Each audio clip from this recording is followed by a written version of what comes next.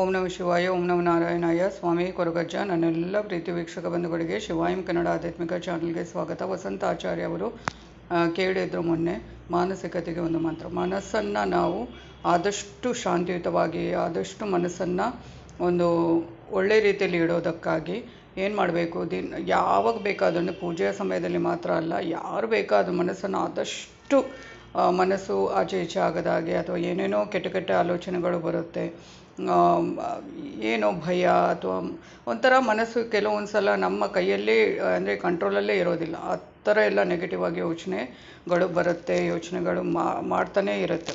ಅದನ್ನೆಲ್ಲ ಆದಷ್ಟು ಹೋಗಲಾಡಿಸಲು ಏನು ಮಾಡಬೇಕು, ಆದಷ್ಟು ಪೂಜಾ ಸಮಯ ನಿಮಗೆ ಯಾವಾಗ ಆಗುತ್ತೆ, ಬಾಯಿ ಬಿಟ್ಟು ಹೇಳಬೇಕು ಅಂತಿಲ್ಲ, ಮನಸ್ಸಿನಲ್ಲೇ ಹೇಳ್ಬೋದು ಈ ಮಂತ್ರವನ್ನು.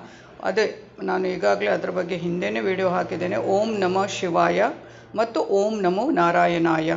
ಬೆಳಗಿನ ಸಮಯದಲ್ಲಿ 108 ಬಾರಿ, ಸಂಜೆ ಸಮಯದಲ್ಲಿ 108 ಬಾರಿ ನೀವು ಪಠನೆ ಮಾಡಿದರೆ ತುಂಬ ಒಳ್ಳೆಯದು. ಹಾಗೆಯೇ ಅದನ್ನು ನಿಮಗೆ ಯಾವಾಗ ಮನಸ್ಸು ಆಚೆ ಈಚೆ ಆಗುತ್ತೆ, ಕದಲುತ್ತೆ, ಅಂದರೆ ಒಂಥರ ಕಿರಿಕಿರಿ ಮನಸ್ಸಿನಲ್ಲಿ ಆಗ್ತಾ ಇರುತ್ತೆ, ಆವಾಗ ನೀವು ಅದನ್ನು, ಈ ಮಂತ್ರವನ್ನು ಮನಸ್ಸಿನಲ್ಲಿ ಹೇಳ್ಬೋದು. ಎಲ್ಲಿ ಹೋಗ್ತಾ ಇರುವಾಗ ಬರ್ತಾ ಇರುವಾಗ ಹೇಳ್ಬೋದು. ಓಂ ನಮಃ ಶಿವಾಯ, ಓಂ ನಮೋ ನಾರಾಯಣಾಯ. ಎಷ್ಟು ಬೇಕಾದರೂ ಆದಷ್ಟು ಮನಸ್ಸಿಗೆ ಶಾಂತಿ ನೆಮ್ಮದಿ ಸಿಗುವುದಂತೂ ಖಂಡಿತ. ಇನ್ನೊಂದು ದೀಕ್ಷಿತ್ ಅವರು ನಿನ್ನೆ ಹಬ್ಬದ ಆಚರಣೆ ಬಗ್ಗೆ ಹೇಳಿದರು.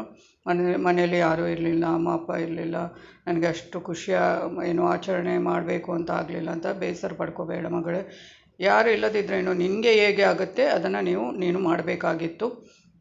ಬೇಜಾರು ಪಡ್ಕೊಂಡು ಏನೂ ಇಲ್ಲ. ಹಬ್ಬದ ಸಮಯದಲ್ಲಿ ನಮಗೆ ಅದು ಹಿಂದೂಗಳಿಗೆ ಅದು ಹೊಸ ವರ್ಷದ ಆಚರಣೆ. ಯುಗಾದಿ ಅಂದರೆ ಹೊಸ ವರ್ಷದ ಆಚರಣೆ. ಎಲ್ಲ ನನ್ನ ಪ್ರೀತಿ ವೀಕ್ಷಕ ಬಂಧುಗಳಿಗೆ ಯುಗಾದಿ ಹಬ್ಬದ ಆರ್ಥಿಕ ಶುಭಾಶಯಗಳನ್ನು ಕೋರ್ತಾ ಇದ್ದೇನೆ. ಇವತ್ತು ನಿನ್ನೆನೇ ನಾನು ಮಾಡಬೇಕಾಗಿತ್ತು, ಮಾಡಲಿಕ್ಕೆ ಆಗಲಿಲ್ಲ, ಇವತ್ತು ಮಾಡ್ತಾ ಇದ್ದೇನೆ. ಎಲ್ರಿಗೂ ಒಳ್ಳೆಯದಾಗಲಿ. ಬೇಸರ ಪಡ್ಕೋಬೇಡ ಮಗಳೇ, ಎಲ್ಲವೂ ಒಳ್ಳೆಯದಾಗುತ್ತೆ. ನಮ್ಮ ಸಮಯ ಸ್ವಲ್ಪ ಸರಿ ಇಲ್ಲದಾಗ ಎಲ್ಲವೂ ನಮಗೆ ಕೆಲವೊಂದು ಸಲ ತದ್ವಿರುದ್ಧವಾಗಿಯೇ ಇರುತ್ತೆ. ಅದಕ್ಕೆ ಅದನ್ನು ಜಾಸ್ತಿಯಾಗಿ ತಲೆಗೆ ತಗೋಬೇಡ. ಆದಷ್ಟು ನೀನು ಗಟ್ಟಿಯಾಗಿರು, ಆದಷ್ಟು ನೀನು ಖುಷಿಯಾಗಿರು, ಆದಷ್ಟು ಈ ಮನಸ್ಸಿಗೆ ಯಾವುದನ್ನು ತಗೋಬೇಡ. ನಾನು ಹೇಳಿದ್ನಲ್ಲ, ಮಂತ್ರ ಕೂಡ ಎಲ್ರಿಗೂ ಸಹಕಾರಿಯಾಗುವಂಥ ಮಂತ್ರ. ಖುಷಿಯಾಗಿರು ಮಗಳೇ, ಬೇಜಾರು ಮಾಡ್ಕೋಬೇಡ.